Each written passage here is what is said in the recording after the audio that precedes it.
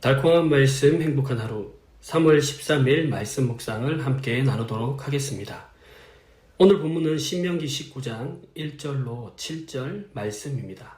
내 하나님 여호와께서 이 여러 민족을 멸절하시고 내 하나님 여호와께서 그 땅을 내게 주심으로 내가 그것을 받고 그들의 성읍과 가옥에 거주할 때에 내 하나님 여호와께서 내게 기업으로 주신 땅 가운데에서 새 성읍을 너를 위하여 구별하고 내 하나님 여호와께서 내게 기업으로 주시는 땅 전체를 새 구역으로 나누어 길을 닫고 모든 살인자를 그 성읍으로 도피하게 하라.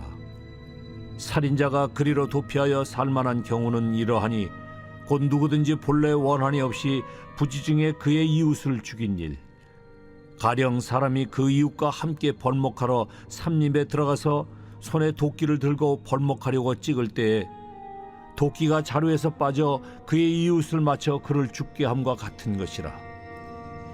이런 사람은 그 성읍 중 하나로 도피하여 생명을 보존할 것이니라. 그 사람이 그에게 본래 원한이 없으니 죽이기에 합당하지 아니하나 두렵건대 그 피를 보복하는 자의 마음이 복수심에 불타서 살인자를 뒤쫓는데 그 가는 길이 멀면 그를 따라잡아 죽일까 하노라. 그러므로 내가 네게 명령하기를 새 성읍을 너를 위하여 구별하라 하노라. 아멘. 우리는 모두 실수를 합니다. 때로는 실수로 친구에게 상처를 주기도 하고 때로는 잘못된 선택을 해서 큰 어려움을 겪기도 합니다. 어떤 실수는 쉽게 해결할 수 있지만 어떤 실수는 돌이킬 수 없는 경우도 있습니다. 실수했을 때 우리는 어디로 가야 할까요? 오늘 말씀에서 하나님은 도피성이라는 특별한 장소를 만들라고 하셨습니다.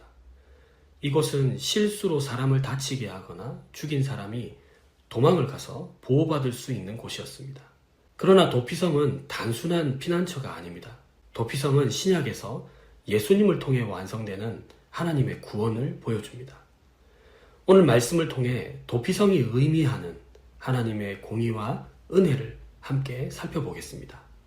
이스라엘 백성이 가나안 땅에 들어가면 하나님은 도피성을 세우라고 명령하셨습니다.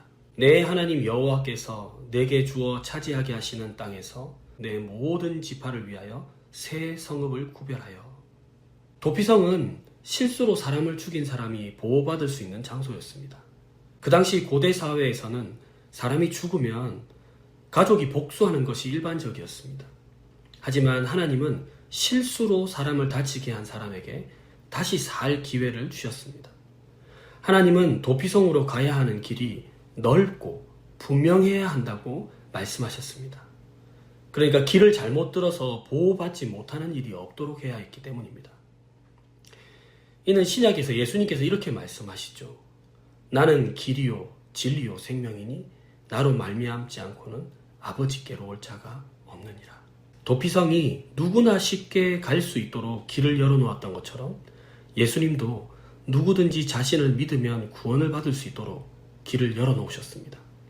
도피성은 모든 살인자를 보호하는 곳은 아니었습니다.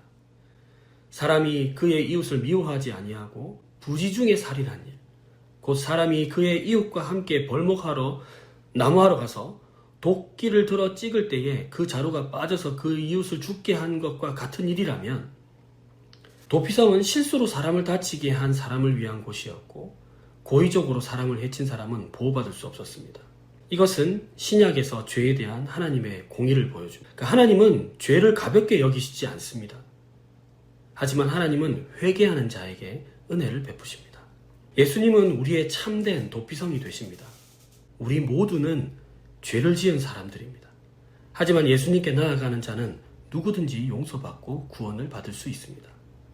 하나님이 세상을 이처럼 사랑하사 독생자를 주셨으니 이는 그를 믿는 자마다 멸망하지 않고 영생을 얻게 하려 하심이라. 도피성에 도착한 자는 보호를 받습니다. 그러나 도피성에 가지 않으면 목숨을 잃었습니다. 마찬가지로 예수님께 나아가는 자는 구원을 얻지만 예수님을 거부하는 자는 영원한 심판을 받게 됩니다. 신약에서 예수님은 우리의 도피성이 되신다고 말씀하십니다. 도피성은 실수로 죄를 지은 자만 보호할 수 있었습니다. 그러나 예수님은 실수뿐만 아니라 고의적으로 지은 죄까지도 용서하십니다. 도피성은 특정한 장소에 있어서 그 장소로 가야 했지만 예수님께는 언제 어디서나 나아갈 수 있습니다. 그러므로 우리는 도피성으로 달려가야 했던 사람들처럼 예수님께로 달려가야 합니다. 예수님 안에서만 우리의 죄가 사해지고 참된 평안을 누릴 수 있습니다. 사랑하는 강서 공동체 여러분, 어느 한 사람이 절벽에 매달려 있습니다. 그는 지금까지 자신이 믿어온 줄을 단단히 붙잡고 있지만 그 줄이 곧 끊어지려고 합니다. 그때 한 사람이 다가와서 외칩니다. 그 줄은 곧 끊어집니다. 그 줄을 계속 붙잡고 있으면 떨어져 죽습니다. 하지만 여기 세 줄이 있습니다. 이 줄을 붙잡아야 삽니다. 이것이 생명줄입니다. 그러자 절벽에 매달린 사람이 이렇게 대답합니다. 네, 알고 있습니다. 저 줄이 생명줄이라는 걸 인정합니다. 하지만 저는 지금 이 줄을 붙잡고 있을게요. 그렇다면 이 사람이 살 수 있을까요? 단순히 생명줄이 있다는 사실을 알고 인정하는 것만으로 살 수 있습니까? 그럴 수 없습니다. 지금 붙잡고 있는 줄을 놓고 새로운 생명줄을 붙잡아야만 살아남을 수 있습니다. 우리는 때때로 돈, 명예, 권력, 세상의 인정과 같은 것들을 우리의 생명줄처럼 붙잡고 살아갑니다. 하지만 그것들은 결국 끊어질 줄이며 우리를 구원할 수 없습니다.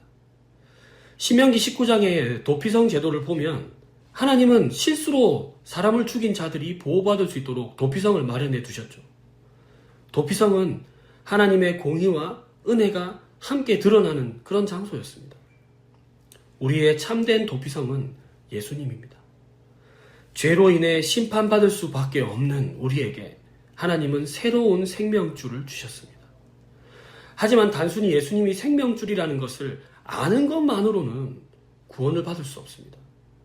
지금 내가 붙잡고 있는 돈, 권력, 쾌락의 줄을 놓고 오직 예수님을 우리의 생명줄로 붙잡아야 합니다. 예수님을 진정한 도피성으로 삼으십시오. 강서 공동체가 이 믿음을 붙들고 영원한 도피성이신 예수님을 의지하며 하나님과 영원히 함께 누리는 그런 공동체가 되기를 바랍니다. 또한 도피성으로 가는 길이 넓고 분명하여야 했던 것처럼 우리는 복음으로 사는 삶으로 예수님께로 가는 길을 사람들에게 보여주어야 합니다. 지금까지 내가 붙잡고 있었던 그 줄을 놓고 생명줄 되시는 예수님을 붙잡아 영원한 생명을 누리는 것을 그들에게 보여줘야 합니다. 그리고 외칩시다. 이 줄을 붙잡아야만 삽니다. 이 줄을 붙잡으십시오. 우리를 통해서 우리의 이웃들과 온 열방이 유일한 도피성 되시는 예수님 안에서 구원을 얻기를 소망합니다. 우리 오늘 본문을 가지고 이렇게 질문해 볼까요? 나는 진정한 피난처이신 예수님께 믿음으로 나아가고 있는가? 나는 하나님의 공의와 은혜를 실천하며 살아가고 있는가? 나는 복음을 전하여 다른 사람들에게 도피성으로 가는 길을 보여주고 있는가? 우리 이렇게 기도합시다. 주님, 제 죄를 용서하시고 저를 받아주시는 은혜를 기억하며 살게 하소서. 아멘.